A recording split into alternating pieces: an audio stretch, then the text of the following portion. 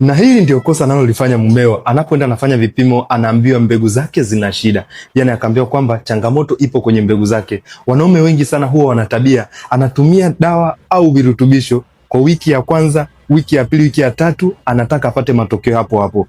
Kitendo hiki kinachojulikana kitaalamu kama spermatogenesis huwa hakichukui tu mara moja, yani hakileti mabadiliko ya haraka. Huwa mara nyingi kinachukua walau kuanzia siku 75 mpaka siku 90, ikiwa na maanisha kwamba ni miezi mitatu mfululizo ukiwa unatumia either ni dawa au ni virutubisho ambavyo umeshaelekezwa tayari utumie. Kwa hiyo wanaume wengi sana huwa wanafikiria kwamba wanaruka kutoka dawa moja kwenda dawa nyingine, na anakuambia kwamba nimetumia dawa nyingi sana na bado sijafanikiwa. Ukweli ni kwamba lazima usimame na utaratibu mmoja, usimame na mtu mmoja ambaye anaweza kukusaidia ili ufanikiwe kwa haraka zaidi. Lakini pia kama ikiwezekana, jaribu kusimama ili kupata ushauri ni kipi ufanye kuhusiana na lifestyle, kwa sababu kati ya kitu kinachochelewesha hatuwezi kufanyika kwa haraka zaidi ni kuchelewa kwenye lifestyle, kiwa na maanisha mtindo wa maisha. Kwa hiyo kama mtindo wako wa maisha bado ni mbovu na unatumia dawa za kuongeza ubora wa mbegu za kiume, bado mwanaume wako ataendelea kukaa muda mrefu bila kufanikiwa. Kwa hiyo mwanamke, kama unaona mmeo yupo kwenye kipindi, ni vizuri zaidi walau hata kwa mlo mkaweza kumzingatia, kwa sababu ni vitu ambavyo vina maana kubwa sana. Na ninasema hivi kwa sababu gani?